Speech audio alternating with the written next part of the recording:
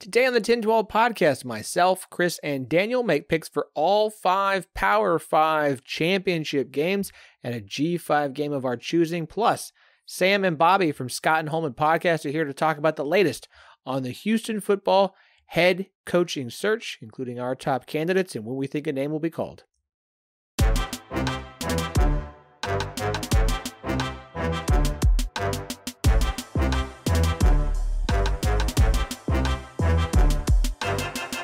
Welcome to the Ten12, the podcast that covers all 14 teams in the Big 12 Conference, plus Colorado, Arizona, Arizona State, and Utah. We are the flagship show of the Ten12 Network. Find every show in the network at ten12network.com. Plus, we are partners with Sport Social, Europe's biggest sports podcast network. Go check them out. Link is in the show notes. They have a fantastic collection of podcasts for you. I'm your host, Phillip Slavin. Thank you for joining us on this Thursday. It is championship week. The regular season is over. The season is over for some teams. A few teams this weekend striving, hoping that they can win a conference championship. A few teams, more than usual, with a college football playoff berth on the line. We are here to make picks for most of them. Joining me as they do every Thursday, he is our pro picker, our man with the stats, the data, and the expertise. He is Daniel Alexander. Hey, man, we're trying. Broken clocks, right? What, 6 times a day? Something like that. Twice a day? Yeah, probably. That's the joke. That's the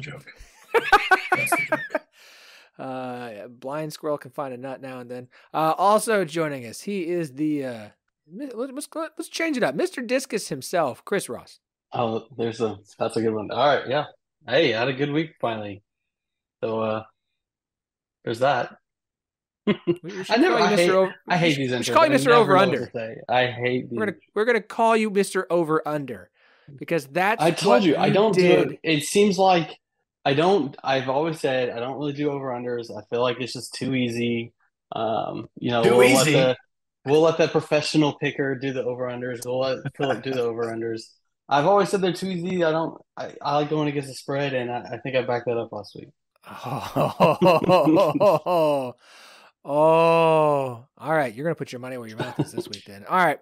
We will recap last week's picks. But before we do that, I was joined by Sam and Bobby from Scott and Holman podcast to talk about the 4 primary candidates for the Houston head coaching job. And the 2 names, of course, at the top of the list, who they favor, our thoughts on this search, and when we expect it to be done. We're going to hop into that interview. We'll be right back. As of now, and it seems likely, it is the only Big 12 football job that is open. Houston Cougars decided to move off of Dana Holgorsen after a 4-8 season. That's their first year in the Big 12. So the Houston Cougars, are on the board looking for a new head coach. And there's plenty to talk about. Joining us today, 2 of the 3 hosts of our Houston podcast here in the 1012 Network. It is the Scott and Holman podcast. Sam, Bobby, boys, welcome. Thanks for having us, Phil. Love being on. It's always a pleasure. Sam, a many-time returning guest. Bobby, a first-timer. Always a pleasure to welcome new faces here to the show.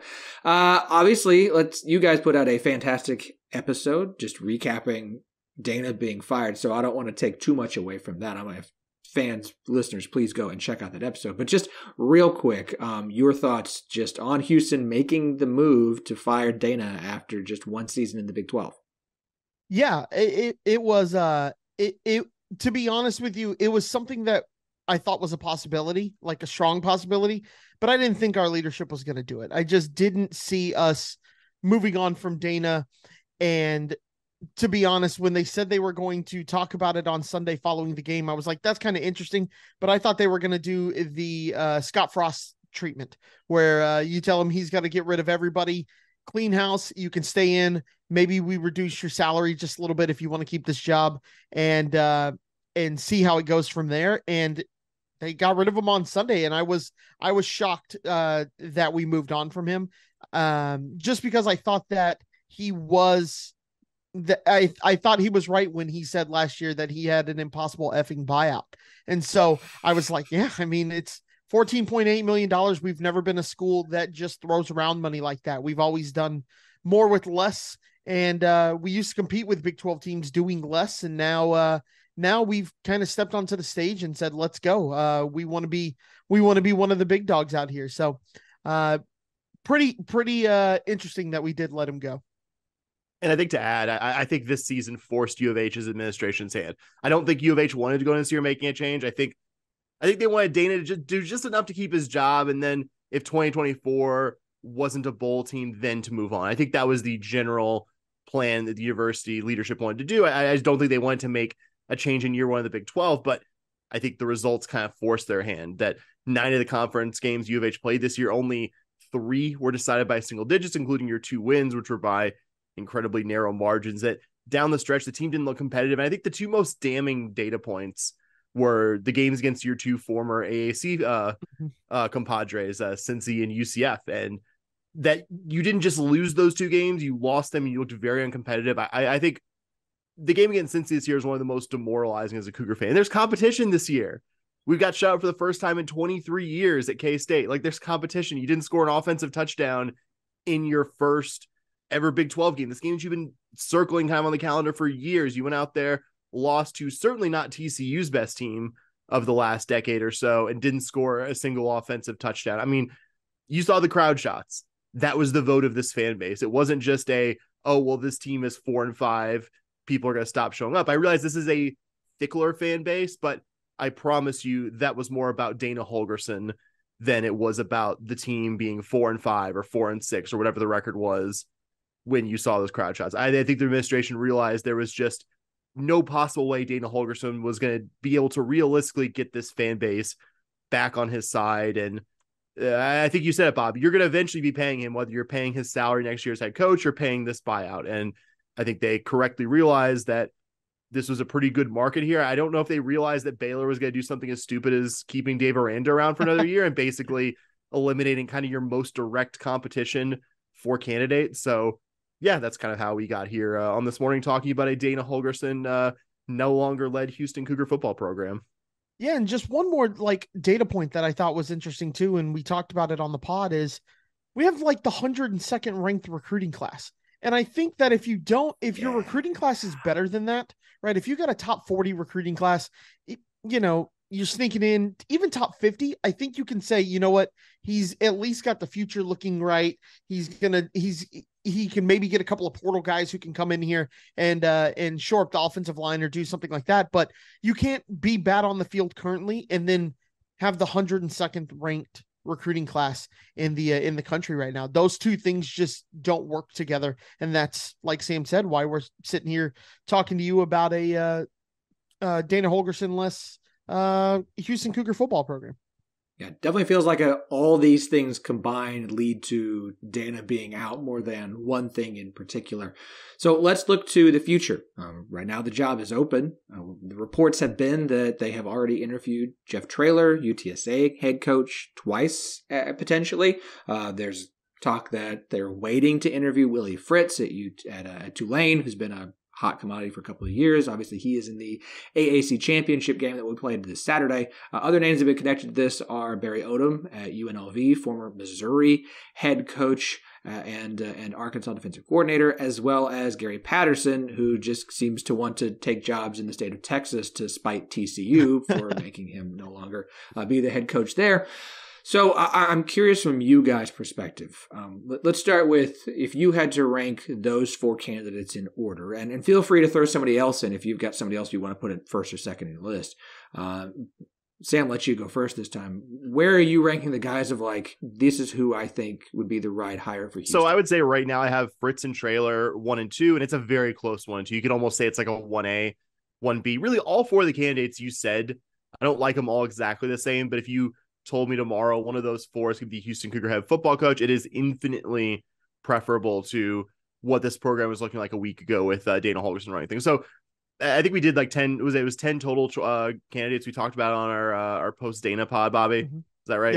Yep. And 10. We kind of just we don't like them all the same, but just all 10 of them were yeah, I think that even Cliff Kingsbury, yeah, I think that's a better one, even though Cliff is not someone I really want. He is my 10th out of 10 of those choices. But and I would say Odom Odom and who's it? You said, yeah, Odom and Patterson kind of in that order afterwards, but I like both of them.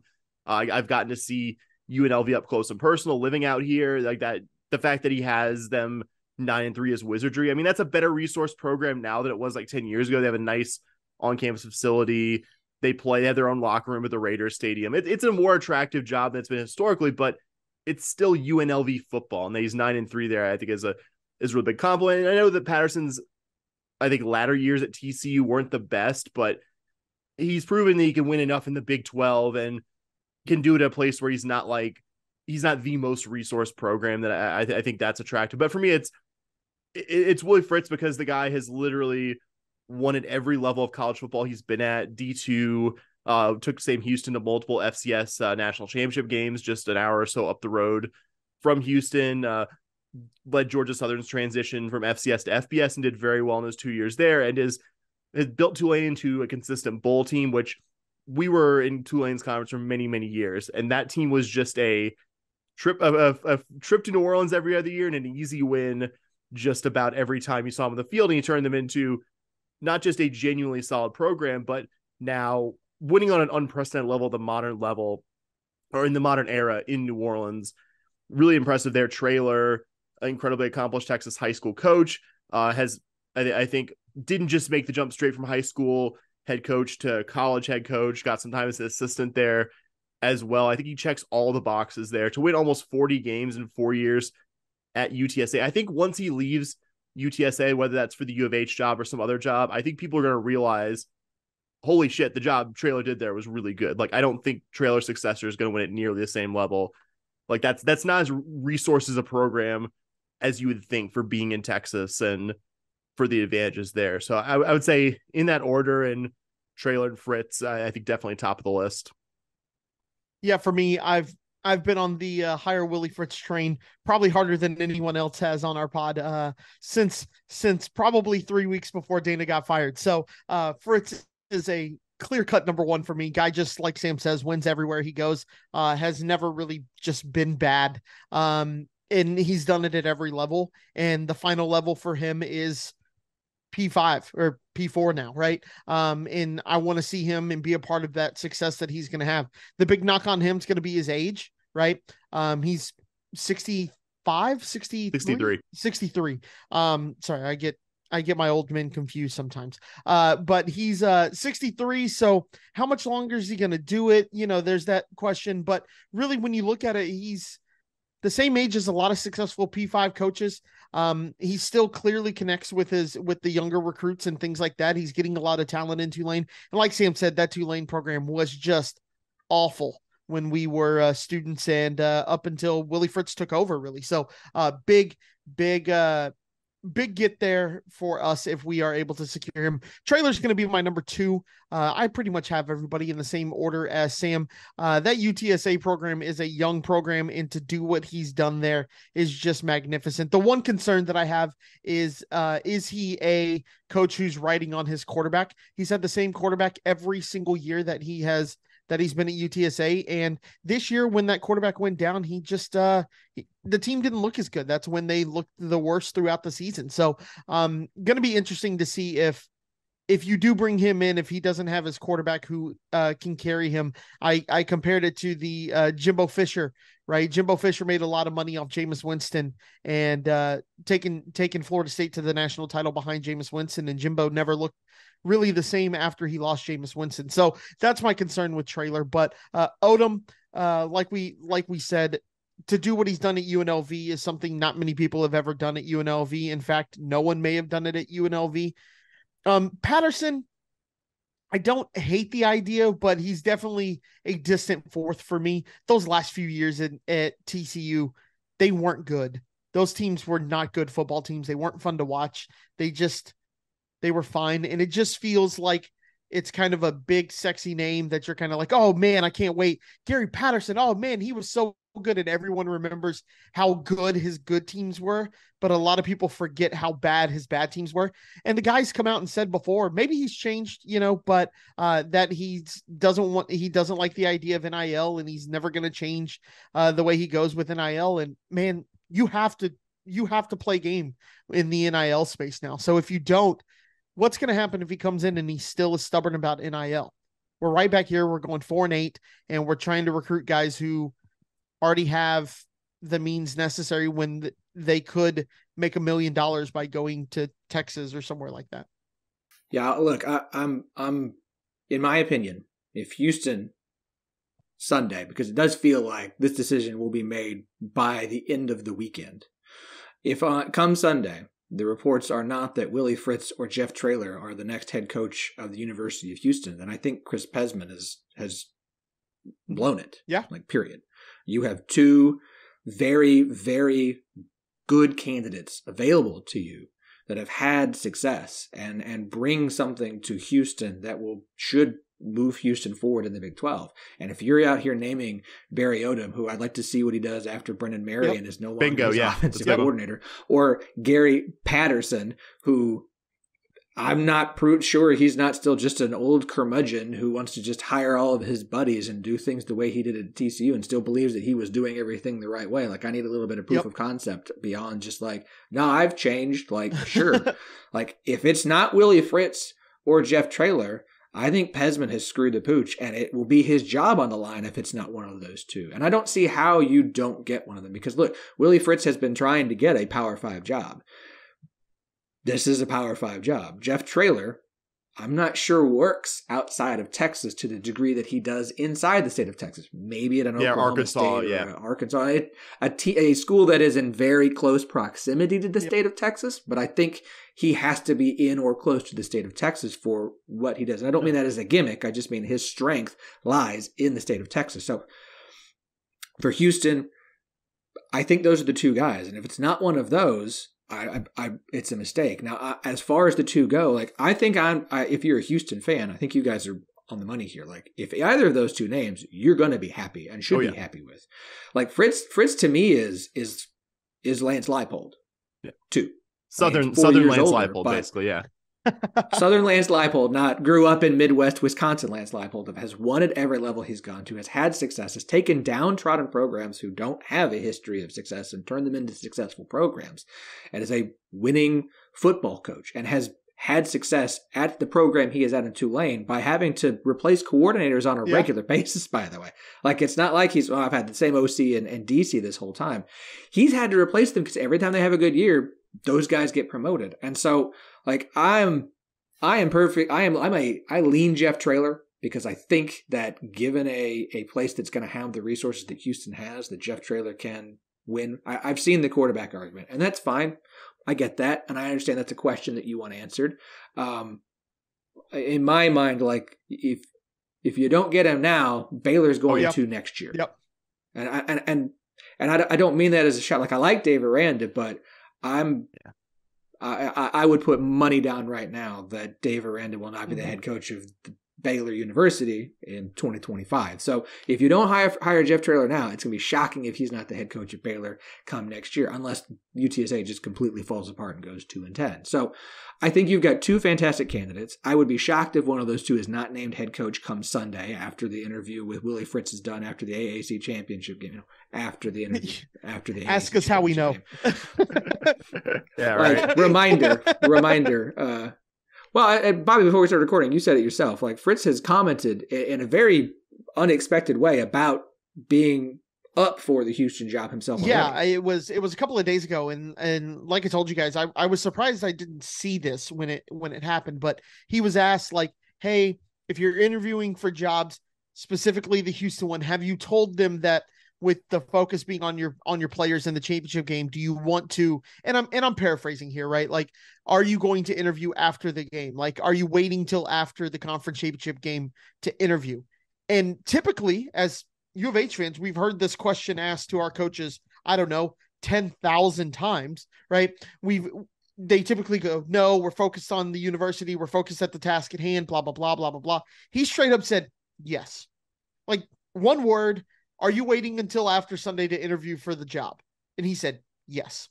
And it's like, wait a minute, you're not denying this? And it was just very clear that he's like, no, I'm going to interview for that job. And there's It's happening. And so, but I am going to wait till Saturday night to do it.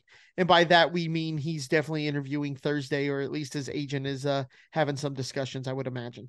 Yeah, if his agent's ain't good, he's like working the back channels and letting Fritz focus on the ball coaching aspects. 2 points of friction, one for each of the two guys as well. Tulane, their athletic director for a long time, Fritz's longtime boss, got the same job at Washington, and they just filled the position with somebody who is not Willie Fritz's pick. Willie Fritz wanted, I believe, the current Tulane number 2 to get the job. I think he had previous AD experience in his past and left to take the number 2 job at Tulane, which is a bigger program than he was at. Did not choose that guy, which I would imagine is at least somewhat of a source of friction here. He's negotiating with somebody who has been his boss for maybe all of like a week and a half. Traylor, I don't know the full details of it, but they had a big student referendum for a student fee that would have, I think, pretty sizably increased money going to athletics, including obviously UTSA football. And it got voted down by, I think, almost a 2-1 margin by the UTSA student body. And Traylor's not thrilled about that. You're seeing San Antonio media who are kind of tight with Traylor being like, hey, the issue here is he doesn't want to keep squeezing nickels out of it. So I think 2 different, not guaranteeing that those guys like want to get out, but I think 2 different friction points for U of H's 2 top candidates at their current schools. And one more thing to point out, we don't know Willie Fritz's buyout because they're a private university. We do know UTSA's is $7 million, and that's a pretty sizable buyout that Houston's going to have to pay on top of the Dana Holgorsen buyout. So just one thing to look for when it comes to Traylor, a $7 million buyout after you buy out Dave Aranda. It looks different for Baylor than it does for the University of Houston, if we're just being honest with one another. I mean, look, Fertitta's got all this money. Like, just get, they got Houston boosters. He's not the only one with money who's a Houston booster. He's just the mega booster for Houston, who makes a lot of decisions. Look, I think you've got 2 great options. I will be shocked if it is not Jeff Traylor or Willie Fritz named the new Houston head coach, with a press conference on Monday and the report coming out on Sunday. So obviously something to keep an eye on through the weekend. I know you guys will have plenty about this on the Scott and Holman podcast, which is available everywhere. But do me a favor, guys. Plug it away. Yeah, so we were, like Phillip said, we are on all podcast platforms, Apple, Spotify, Google. I'm sure I'm forgetting some there. We're most active on Twitter /X at SHPAWDcast, podcast.bsky.social, I believe, on Blue Sky. We're all those places talking Houston Cougars. Just had a new episode coming out about the developments such as they are with this football surge, as well as everything else that is in season sports wise with the University of Houston's athletic teams. Bobby, did I miss anything? No, sir. All right. I guess I said, very much expect a decision to be made by the end of the weekend, Monday at the latest. If we don't have somebody named on Tuesday, I would be shocked. The Big 12 put out the all Big 12 team on Wednesday. With the team, the players, Mike Gundy winning Coach of the Year, Ollie Gordon, Offensive Player of the Year. Look, we're going to talk about that on Monday's episode, because we got to get to picks. So we will save that for Monday. We will just break down Andy and my thoughts. We'll get a guest to join us and share their thoughts as well on maybe who were the omissions and whether or not Mike Gundy should have been Coach of the Year. It's not who I would have picked. I understand it. I'm good with it. Did you say Ollie Gordon was Player of the Year? Offensive Player of the Year, yes. Wait, that's a great pick. Good for him. Yeah. It was the right call. He was a unanimous decision for the first team as well. A lot of debate about Mike Gundy. Some think Steve Sarkisian should have won Coach of the Year. I think I would have gone with Matt Campbell, but I will also listen to a strong case for Neil Brown. I think there was a lot of good candidates this year based off of expectations and what was achieved this season as far as who could have been named Coach of the Year. I'm fine with Mike Gundy, but I understand arguments for other people as well. So we'll do that on Monday. Let's recap what happened last week, our last week of the regular season picks. Chris, Mr. Over Under, was our big winner, going 6-2, hit on over 63 in Oklahoma TCU. That one went way over. Hit on over 54 in Texas Tech. Hit on the under 61.5 in UCF Houston. Hit on the over 55.5 in Baylor, West Virginia. Hit on the over 46.5 in Kansas State, Iowa State, and hit on the over 50.5 in James Madison, Coastal Carolina. The misses were the under 56.5 in OSU BYU. That would have worked had not been for overtime, and hit on the under 58.5 in Cincinnati, Kansas. 6-2 on the week brings you to 49-58. Still at the back, but that was a big week, sir. With 2 weeks left to go, I'm not going to say you're completely out of it. Yeah, like I said, over-under's too easy. I should have just gone with them earlier in the year. Then this would be a runaway. I fully expect some over-unders this week, so you can follow that up. Hey, oh no, you know what? Fully avoiding them now. Oh, okay. That's fine. I can talk my ish and then walk away. Take your winnings and leave. I came in second with a 5-3 week hit on Oklahoma -9.5, hit on Texas -12.5, hit on the under 61.5 in UCF Houston, hit on Kansas -6.5, and hit on the over 46.5 in Kansas State, Iowa State. Misses were under 56.5 on OSU BYU. Like I said, it was great till overtime happened. Missed on West Virginia -8.5. Baylor, who can predict 2 kickoff returns by Baylor?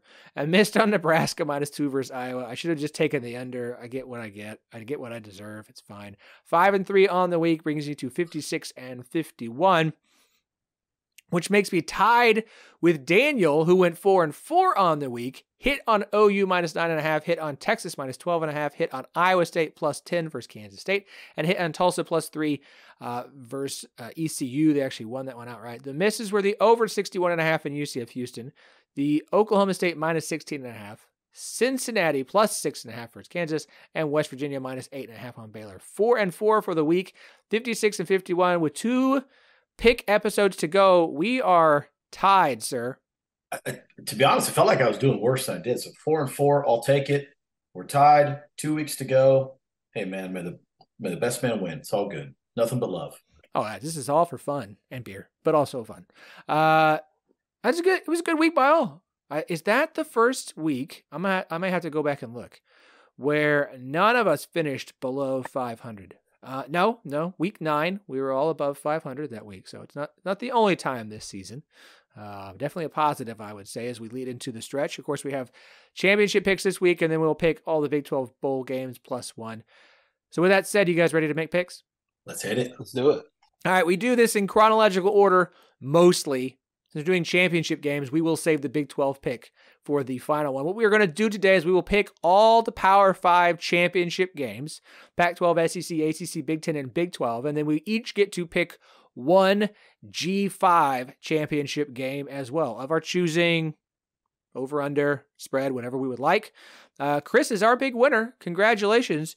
You're going to be the first one up today. We start with Friday night's game between Oregon and Washington for the final Pac-12 championship, as far as the conference as we know it exists. As of right now, Oregon is a 9.5-point favorite. Total is at 66. Chris, what would you like, sir? Yeah, this is a good one. Oh, man. I think Oregon is going to outclass Washington in the end. Washington's a great story, undefeated. But Oregon and Bo Nix are they're so good. They are so good, and they can put up points. Both of these teams can put up points. And you know what? I said I was going to avoid the over-unders this week, and I think I might let it ride one more game because it's at – I showed it 65.5. Would you say 66? But efficiency has it at – what did I have this game at? It was like 70, 74. I'm going to go with the over. Both these teams can score.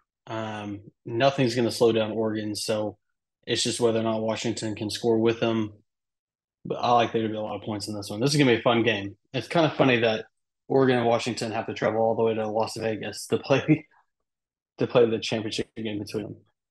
Yeah, MGM and FanDuel both have a 65.5, so congratulations. You get perfect. over 65.5. I am up next.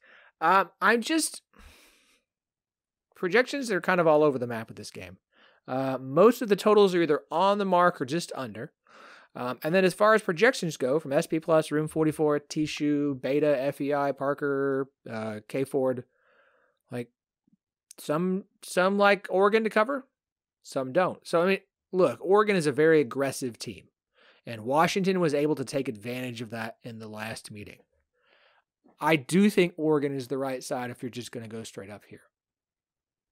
I do wonder, and look, Oregon's been playing a whole lot better. than Washington has these last few weeks. Like, Washington has been in a lot of tight games. Oregon has been far more dominant. And so you go into this game and just feel like Oregon should have no problem. They've seen Washington before. They're not playing as well. Oregon should come in and just should win this by that much. Being on a Friday night, and Friday night games get weird, I think this game will be competitive. I think 9.5 is the best I can find. Yeah, there aren't any 10s out there, unless you see one, Daniel. I don't. I'm going to take Washington plus 9.5. I think Washington can keep this game competitive. I really do. I feel like this is going to be more of a touchdown game like last time. I do think Oregon should come out on top this time. In rematches, I tend to favor the team that lost the first match, especially when it's two fairly even teams or two good teams. So I do think Oregon's the right side here, but at almost 10 points, I'm going to go with Washington to get the cover. Daniel? This feels like feels like a little bit of a rat line, right? Everyone's talking about the disrespect. They can't believe Washington's plus 10, all this kind of stuff. I'm going to take Oregon. I'm going to take the minus 9.5. It just feels like this game is too 50-50. Too many people are talking like, this is too many points for Washington. How can you give them this much? And actually, I don't love Bo Nix either. I mean, Bo Nix, he's got great numbers. He throws 0-yard swing passes and screens, and I mean, it's not his fault. He 37-2 though. Yeah, 2 because he doesn't throw the ball. 2 picks on the season. He doesn't throw the ball. I mean, sure. If you hand the ball off 100 times, how many interceptions are you going to throw? He threw it at least 37 times. I'm just saying, he doesn't really throw downfield. I mean, whatever. Look, Oregon, hey, straight up, best defensive coordinator on the West Coast. Love him. Tosh Lupoy is amazing up at Oregon. Absolutely great DC. I feel like this might be a little bit of a beatdown. I feel like this might be Oregon into the teens. Oregon 17, Oregon winning by 20, something like that. So give it to me. Nice. I like it. I like going head to head. All right. We move on to Saturday, 3:00 on CBS. Alabama versus Georgia in Atlanta. Playoff berth on the line. Second straight game with a playoff berth on the line. Washington undefeated Oregon with 1 loss. Now you get undefeated Georgia versus 1 loss Alabama. The committee's going to have so much fun this week. I'm almost hoping and praying for chaos because it's going to make their jobs that much harder and the explanations are going to be that much worse. But I'm here for it. I'm here for it. At the moment, Georgia, about a 5-point favorite. I do see some 5.5s as well. Total hanging at 54. I am up first here. I had a conversation with a friend today, and he just said, Georgia's going to win this game. Alabama can't win this game. And I just stopped and looked at him for a second. I was like, look, I get it. Everyone's all over Georgia. Georgia's the better team. Georgia can win this game. Georgia's been playing dominant down the stretch. Alabama just struggled with a terrible Auburn team. Georgia. And I thought, man, to discount Nick Saban in that way is crazy. But I also think there's something to this. Like, Alabama's offense has been very good. And the belief is that their defense is really good, right? Outside of Quinn Ewers, who's the best quarterback that Alabama's played all year? Are you asking? I mean, yeah. I'm just. Do you guys? Who do you think is the best quarterback that Alabama's faced all year outside of? Gosh, I got to break their schedule. Right. Yeah, we got. This is gonna be some great dead air time here. KJ Jefferson at Arkansas. Alabama kind of escaped that one, right? It was 24-21. Jaden Daniels LSU. Well, they only put up 28 points. Of course, LSU's defense is bad. That's the answer right there. Jaden Daniels. I mean, Jaden Daniels. Yeah, he's the best quarterback that played this year. And Alabama, they went into that game with their top 3 corners all were out for that game for LSU. So Alabama just put up a ton of points and it was fine. I kind of wonder if, as good as Alabama has looked through the SEC play, I don't think the SEC quarterback stock is very good this year. I don't. And so I wonder if Alabama's defense, the way they've looked, is a little bit fool's goldy. Maybe not quite as good and not good enough to make Georgia like not be able to put up some points on them.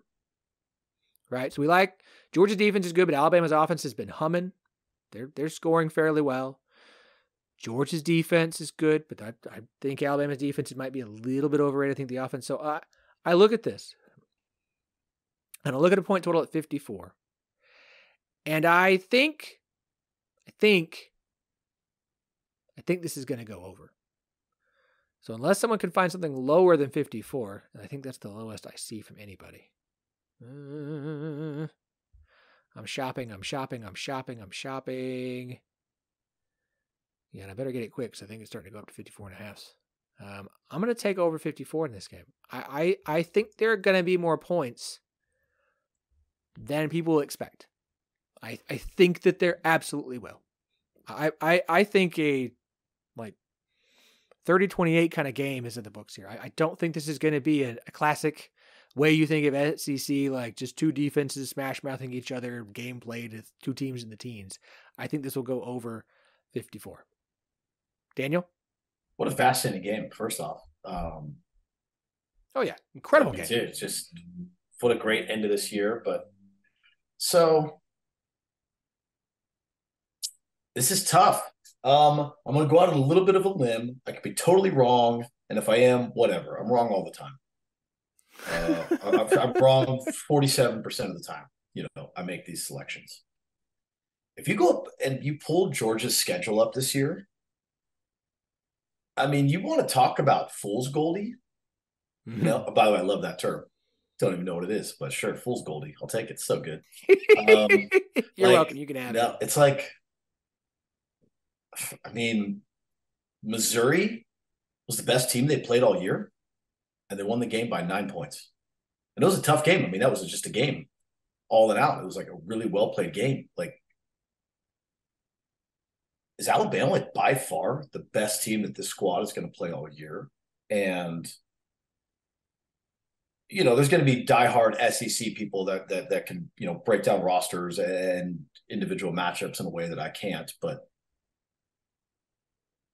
I mean, I look at this, it's like Alabama can win this game. Like the point spread seems almost a little bit off to me. Like I'm going to take the points here with Alabama, but it's like you go read off who Georgia played, and it's they beat South Carolina by 10. They blew out Kentucky. Well, that's great. Whatever. They only beat Auburn by 7. They didn't cover against Vandy. They won by 17, but I think that was a way bigger spread. I don't know. Florida, they weren't good. They blew out Mississippi. I guess that's a good game, but it's like close against Missouri, close against Georgia Tech. I don't know. Where's the national championship buzzsaw that I'm supposed to be looking at here? So really intriguing matchup. I think Alabama is a very live dog to win this game straight up. And I look forward to seeing it. Give me the points. I know this has been bet out for Georgia, but whatever the best line you can find. Let's see. What's Circa hanging right now? Circa's got a 5.5. Oh, yeah. There's a 6 somewhere. There's a 6 at Caesars. If that's it, then no. But Caesars has a 6. Who is this? Someone else has a 6 here. I got to figure out who this is. Okay, that's the Caesars 6. FanDuel's got a 6.5. Bet River's got a 6. Yeah, give me a 6.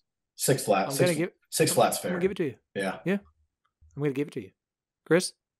Yeah, Alabama can definitely win this. I mean, I don't know if anybody's saying they can't. Georgia probably the better team, but Alabama absolutely able to win.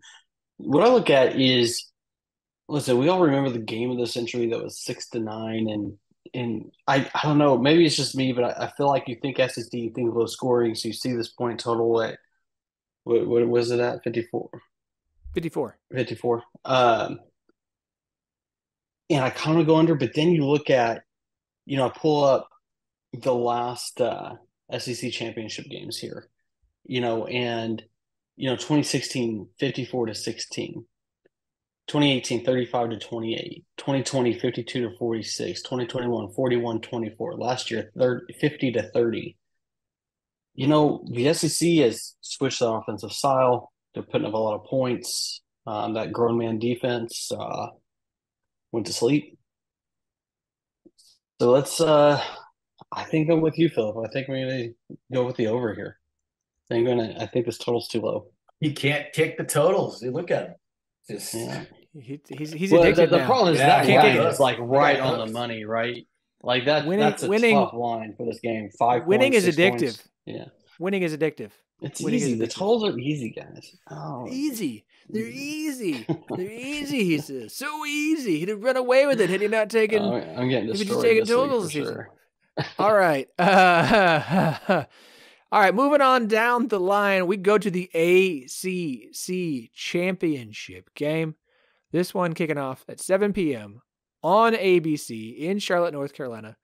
Undefeated Florida State without their starting quarterback against Louisville coming off a loss to Kentucky in a non-conference rivalry game. At the moment, Florida State, who opened as a 6.5-point favorite, all the way down to -2.5. Total, pretty much 47.5 across the board. Daniel, you're up first. Daniel, you're up first, sir. What would you like? I mean, we're getting set up here. Some years these matchups aren't that good, but there's like so much intrigue, roped into all of these things, and especially with Florida State sitting at number 4 for the playoff spot. Line was bet down immediately. The 4, the 3.5s, the 3s were bought. Now we're looking at a juiced up 2.5 all across the market here for Florida State. Hey, look, Florida State came out and they did the job they're supposed to do last week against Florida. It wasn't pretty, but they did win the game, almost there by double digits. I had no action, so I don't know what the spread was on that one. So I don't know if they covered or not.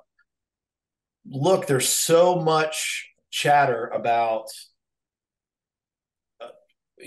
Florida State losing their quarterback 2 weeks ago. Louisville's getting like, from the programs I run, they're getting like almost 60% of the bets. This just seems like another situation of like a trendy dog, right? Everyone's fading Florida State. They're not going to be able to do it. They're going to be the ones that lose to let someone else get into the playoff. I'm not buying it. Like this, again, just feels like another setup.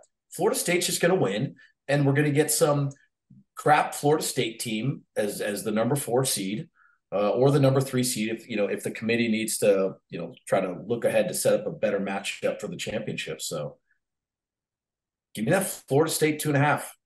They're going to win this game. They're going to cover. No one's going to believe it, and they're going to kind of spoil the playoffs a little bit by being there. It's all yours. FSU -2.5. Chris? I think I'm right with Daniel on this one for a lot of the reasons he just said. Louisville, I mean, just got caught last week by Kentucky. Maybe looking ahead a little bit. That's listen, the over-under, I would love to continue that train. It is so easy, but this line's a little tight. Efficiency has it at 49. What we're seeing here is like 47.5, so maybe a slight edge there. But Florida State at under a field goal, I got to go with Florida State. It's interesting because I always think when I look at stuff like this in this game that it's hard to look at the metrics I trust because they're going to take a full season into context, right?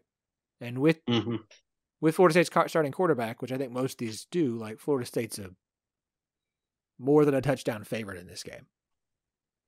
The line has come down so far. And by the way, Florida State was a 6-point favorite last week. They won by 9. They covered. Now, I don't think Florida's very good. And I think Louisville is pretty good. But I think Florida State's going to be fine. And I hate that we're all going to agree. Oh, no. It's over. But we are. I know. But if I take Louisville, then you guys are going to get it. So, we'll all ride it together. Hey, at least we're going to free up some space in this playoff race. We are. We're doing Louisville a favor here, which actually does Texas a favor because they could really stand to have someone like Florida State out of the race and out of the way for them, assuming they win the Big 12. Speaking of getting things out of the way, that's a terrible transition. I mustn't do it anyways. This podcast is brought to you by Charlie Hustle. I had no idea, but I needed to stick the ad read here. So this is where we're going to go. It's going to go right here. I'm always happy to do this ad read because it's an incredible ad read for an incredible Company. Charlie Hustle, a vintage-inspired clothing company based out of Kansas City that specializes in collegiate and hometown apparel. And they love the Big 12. That's why they want you, especially you Big 12 fans, to be the best dressed fans this season. And the best dressed fans I'm doing a terrible job here. I'm trying to ad-lib. It's not going well. Be sure to check out their wide selection of officially licensed collegiate apparel, featuring more than 30 schools, including all the Big 12 schools except Cincinnati and Colorado. Look, basketball season's here. Wrestling season's is underway. And they've got gear for specific sports. And this stuff's so good, and it's so comfortable. I got the Big 12 shirt with the Kansas City skyline in it, and it's now one of my favorite t-shirts. I love wearing it. It's just so comfortable. I had it on last weekend while I was watching games. It just felt great. So go check that one out. Go check out everything they have to offer. Use the promo code TEN1215, TEN1215, to save 15% off all non-sale items. And keep an eye out because there's plenty of sales going on from Charlie Hustle that are going to save you even more money between now and the end of the year. And with Christmas coming up, perfect opportunity to stock up your stocking, stock up things for your friends and family. So go to charliehustle.com, use that promo code TEN1215, or just pay attention to whatever the best sale is. Buy you some Big 12 gear. Be the best dressed fan this season. Charlie Hustle, vintage, made fresh. All right, we move on down the list. We go to, the conference championship game that I'm least interested in watching. I'm going to have that ACC game on. And I'll just kind of keep tabs on this one. Number 2 Michigan versus a number 16 ranked Iowa that is 10-2 in the least interesting or exciting 10-2 we've ever seen. I'm just cool. Michigan is a 22-point favorite. Total is at 35.5 if you can find it. Daniel, I asked you before we started recording, can you hit me with the Iowa team total for this game? So when you and I were chatting earlier offline here, that was actually just a promo bet that I think FanDuel or someone like that, DraftKings, was running for will they score. Basically, first half, there's 0.5 at even odds. Second half, there's 0.5 team total points. But that is not their actual team total, to be clear. I don't see it posted anywhere yet, but just implied on the line itself, their team total is going to be somewhere around 9.5 of, 10.5, something like that. So, it's not as ugly as the 0.5 that we were laughing about for the literal team total. I really just want to find out a team total so I want to take the Iowa team total. I don't even care what the total is. I don't care what the number is. Even at 0.5, I would probably go ahead and take it.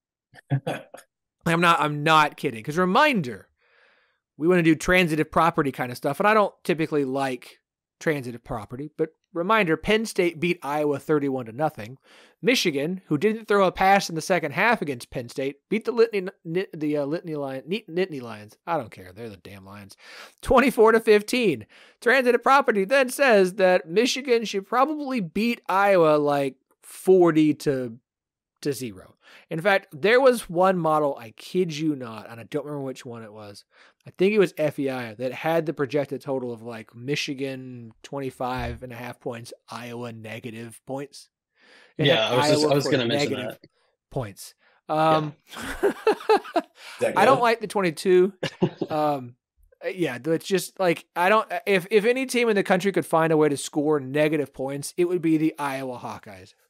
I don't like the total because Michigan might put up 35. If Penn State can win 31-0, Michigan could cover a 22-point spread. But Michigan doesn't have to. All they got to do is win. Michigan just needs to get up 10 points and just sit on the ball and do what they did to Penn State in that game and just run the entire second half and run the clock out. I want to make sure I'm very clear on this. I think Michigan can cover a 22-point spread. I question is whether or not they will have to, and thus will they. I don't like spreads this big. They always scare me. I don't want to do the total because Michigan, I hate this game. I hate this game so much because I hate Penn State.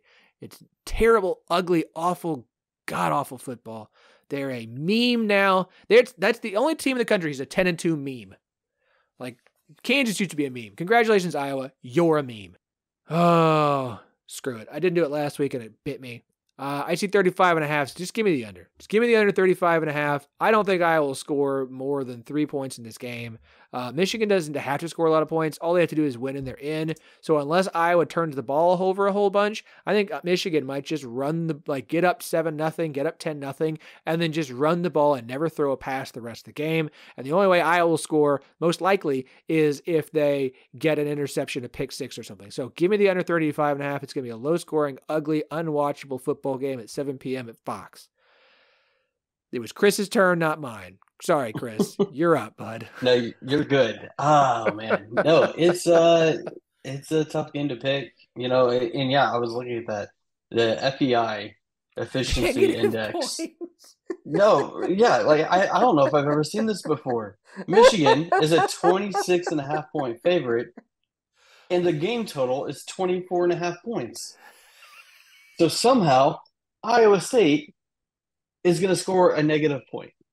Iowa. Oh, yeah, Iowa State. Yeah. Just used to saying Iowa State. Iowa is going to score a negative point somehow. All right. Man, I don't know if there's a right side. This is just a coin flip. Let's be honest. If we win it, you lose it. No one knew. It's just a coin flip. And you just, on a game like this, you just hope to get lucky. Unless maybe Daniel, the professional, actually knows what he's doing. Nope. The over under. I mean, Michigan could hiccup and cover that. I don't know. I think I'm going to go with you, Phillip, for one reason, and it's not because the Big Ten championship is this week. It's because it was last week, and Michigan's coming off the Ohio State game, and that was a fun game to watch. It was a crazy game. It was an intense game, and both those schools knew what they were playing for in that game. They were playing for a playoff spot. They're playing for the Big Ten title because, let's be honest, neither one of them is afraid of Iowa. Yes, they have to show up and they have to take care of business. And Michigan might be a little sluggish getting off the bus, and it might be ugly. Iowa's going to do everything they can to make it ugly. It's a really low point total, but I think I'm with you, Phillip. I'm going to go under. Daniel? I swear I'm not doing this just for some game theory. Sure. No, Here it comes. No, we're taking the over here. Michigan. I can't tell you how many times I got burned this year taking Michigan unders, and Coach Jim loves to, dude. He loves just keep pouring it on teams. They don't take their foot off the gas that much on the back half of the game. Like, Phillip, I agree with you. Like, all they have to do is sort of win and get out of there. But I mean, we all like to joke about Iowa, but if they go score 13 points somehow in this game, or they get some short fields somehow, this game's going to go over straight up. I mean, Michigan, they could do 35 on their own. No one would be surprised if this thing was 38-0, 41-6, something like that. Nobody. And all it takes is Michigan just to give a crap for 3.5 quarters. Have some fluky, weird quarter. Have Iowa turn a ball over in their own, red zone for Michigan or something. A cheap 7. It's like that 35 is just blown up. And I've just seen Michigan so many times this year just crush underbetters in the fourth quarter because they're still just steamrolling teams. And they're steamrolling. I know defensively Iowa can hang around, but they're really outclassed here in this game against Michigan. Obviously, it'd be fun for pure mayhem. Somehow Iowa wins, yay. But, I mean, I just, what's the chance of that? 1% or something stupid. Is it too late to switch my pick? No, I don't know. I've just seen this story before. Like, low total, people love the, and I've been one of them. Right. And Michigan just steps on people's throats, and it's like, oh, okay, well, the final of the game's 41-10, and just totally blew out that 35. So give it to me. You're right. You convinced me for sure. But dude, I'm going to stick with my pick. You're trying to jinx me. You're trying to jinx me. Now I know I lost it. No. I know what's happening right now. I know what's happening right now. You're trying to jinx the pick. I know. I know what you're doing. It's in the nice bank. win. Yeah, guys. It's in the bank. Good pick. Good pick, you guys. That's been deposited for you. Congrats on your W. The game went under. Congrats. Hey, I'm the sucker on the over, but congrats to you too. Nice hit. All right. Let's get to the game. Everybody is here to actually hear about. It is the Big 12 championship game. It will be at 11 a.m. on ABC on Saturday in Arlington, Texas. It will be a sea of orange, burnt versus America's brightest. Texas, number 7, versus number 18, Oklahoma State. At the moment, Texas is a 15-point favorite. Numbers a little bit all over the place, so we'll shop around. Total is pretty much a 55, though I see a couple other different options, so there's plenty of shopping to do with this game. Chris, since I robbed you of your first pick last time, you were up first, sir. What would you like? Well, this is the easiest game to pick of what we've done so far. And that's because I'm just, I get to pick against Oklahoma State. And I wish I could just tell Gundy this personally, face to face, that you're going to lose this game and that you have no chance and all the bad coaching decisions he's made, because apparently that's when he performs his best, is when the first 3 weeks in the season, oh gosh, I was done with him. And now, like, the way he's turned the program around, I can understand him, Coach of the Year. I don't know if I've ever seen a program turn around like that. It's unbelievable coaching job by him. He was getting booed last week, and they turned it around and came out and won. That's crazy. But it speaks to how up and down this team can be, and I don't know if a team that up and down and that inconsistent can come in and beat Texas. Texas is a very solid team. They're very, very good. Oklahoma State has its work cut out for it. The Oklahoma State line, which has been getting the run blocking for Gordon to go off and have his performances and continually get better throughout the game. This might be the best defensive line that they faced.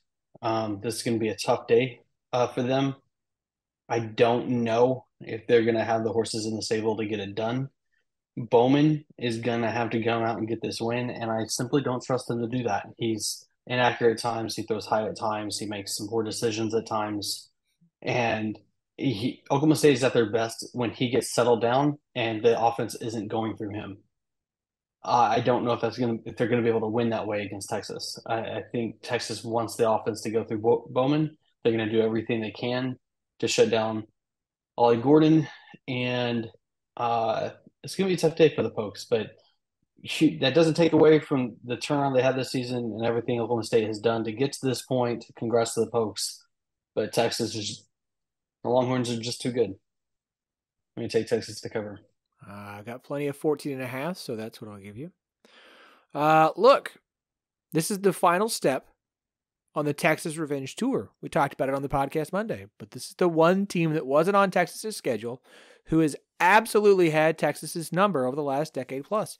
Since 2010, Oklahoma State is 9-4 against Texas. That included a 5-game win streak in Austin, the longest any team has a win streak anybody has against Texas in the city of Austin. Since TCU joined the conference, Texas has never beaten TCU and Oklahoma State in the same season. It didn't even look like they were going to get another shot this year. And then something happened. Oklahoma State had the weirdest freaking 9-3 season of Gundy's tenure and found themselves in Arlington due to a win over Oklahoma and getting the tiebreaker there. This is Texas's story, not Oklahoma State's. Texas is going to win this game. That said, Texas is 2-6 straight up and against the spread against Oklahoma State in the last 8 meetings. They're 4-4 against the spread as a double-digit favorite this year. Meanwhile, Oklahoma State is 5-2 in their last 7 as a double-digit underdog, and they've covered and won 4 straight as a dog. 20-7 against the spread as a dog since 2017. 11-4 as a dog in the last 3 seasons. Texas is winning this game. They just are. They're going to win this game. But I'm taking Oklahoma State to cover. 15 looks like the best I can do. Circa's got a 16, but they're the only one with a 16, so that seems a bit weird. Daniel? I mean, you could take it. What that's telling the market is that there are some really respected people that have a lot of money on Texas. If Circa's dragging it out that far, Circa's not afraid to move. They don't care what the market's doing, right? Circa Okay. is going to move where they want to move. So if they're hanging a 16, it's real. And that means that people that they have designated as very respected have some serious cash on Texas. We just need to get Circa to be our official book here on the network, because that's the one we tweet out each week when they release their initial lines. We're just going to have to get Circa on board. So if anybody knows Circa, somebody there who wants to make them official sponsor of the 1012 podcast for pick shows, we would appreciate that. Well, I'm taking a 16. If I can have it, I'll take it. Oklahoma State plus 16. Daniel? I'm going to lose this pick. Sorry, Phil. I'm going to go against my work here. My line has us out closer to Texas at like a 16.5, 17 kind of vibe. This is a neutral site, right? Right there. Yeah, it's in Arlington. Yeah, that's what I thought. Yeah.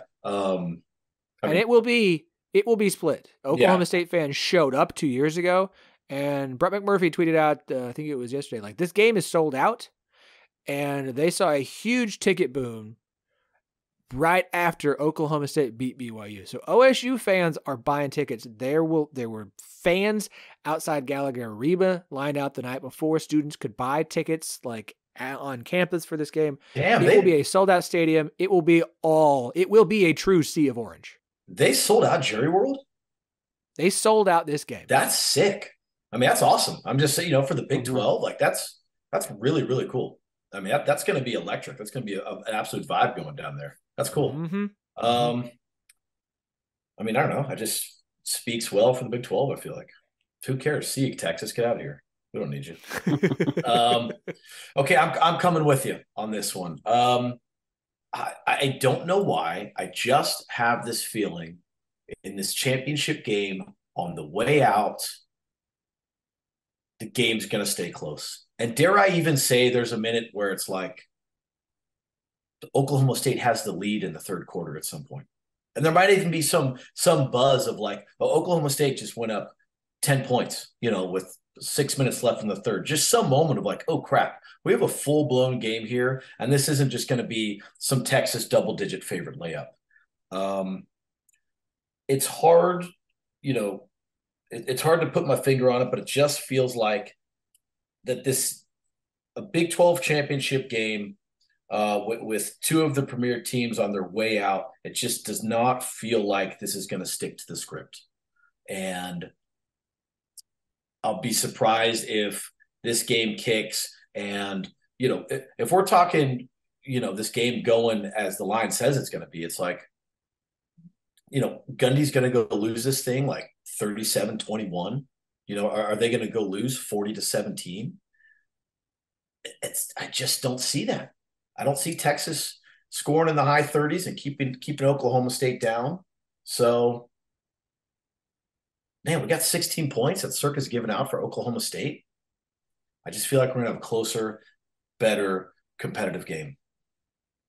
And going against my numbers, sorry, Phillip, I'm screwing us here. Give me Oklahoma State. It's okay.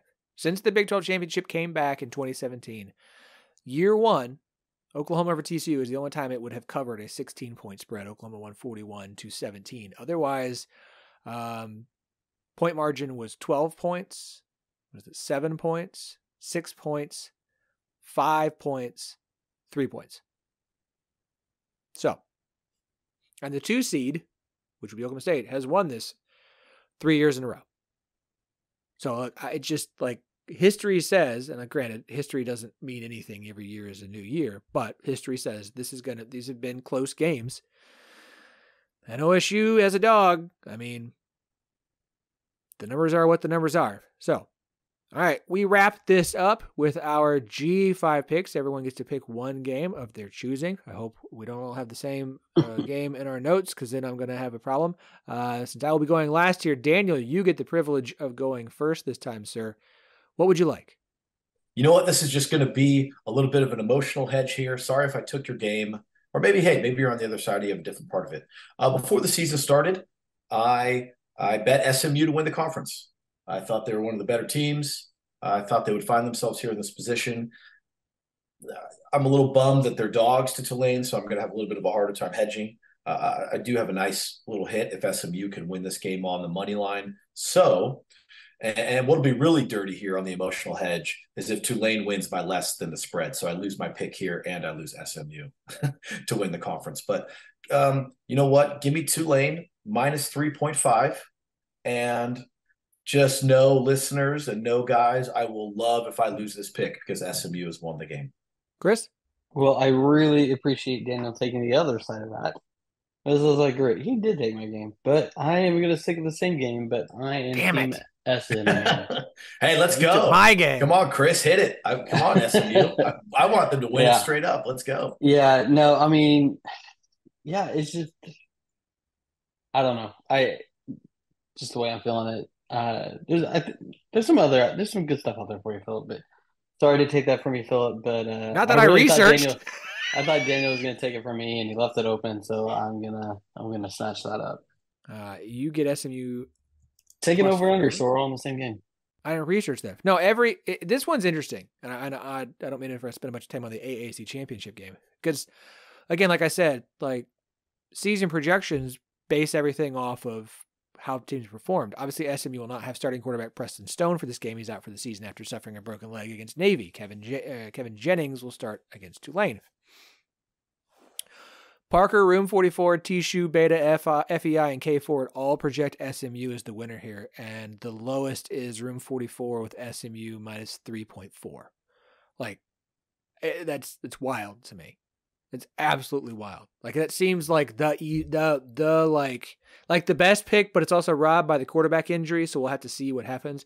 Well, since you took the one that I had written down, I was afraid that was going to happen. I have no idea. So, can I just take Army Navy for next? No, I'm just kidding. Let's see. Now I have to shop. Troy. Look at Troy. App State. Efficiency says Troy's closer to a 10-point favorite, and you can get it under a touchdown. You know what? The one I kind of like, and yeah. All right, let's do it. I'm taking UNLV plus 2.5. I think it's a wrong team favorite. Yeah. I think it's a wrong team favorite. I'm glad Boise's here. They're going to play in this game, and then their head coach is probably going to get fired. Or hasn't he? No, his game is he has been fired. He's not even the head coach anymore. They don't have their head coach. Like, give me UNLV. I think wrong team is favored. I think UNLV will beat Boise State and win the Mountain West, and it'll be a great year. Brendan Marion's either going to get a big boy OC job at a Power 5 job, or Barry Odom's going to get a P5 job again. I don't know, but I think UNLV is winning this. Wrong team's favored. Give me UNLV plus 2.5. All right. That wraps us up. Thank you to everyone. Enjoy championship weekend. Don't forget to follow us on Twitter at Ten12 Network. 1012 Network on the Blue Sky as well. 1012 Pod on Instagram. And what's the other one? I can't keep track of them. Threads. Yeah, that's it. Threads. Aha. I post as much as I can. Don't forget to check us out on YouTube as well. Follow Daniel on Twitter at DannerB7. Chris is not on Twitter, but if you've got any interest in discus, throw in some, not frisbees, but we all say frisbee. Isn't that a track and field event? Discus? I don't know, man. What do you call discs? Throwing disc golf. Plates? Just call it disc golf. I'm playing disc golf. It's disc golf. There it is. Disc golf. Disc golf. If you like disc golf, ask Chris about it. Oh, let's just get out of here. We'll talk to y'all on Monday.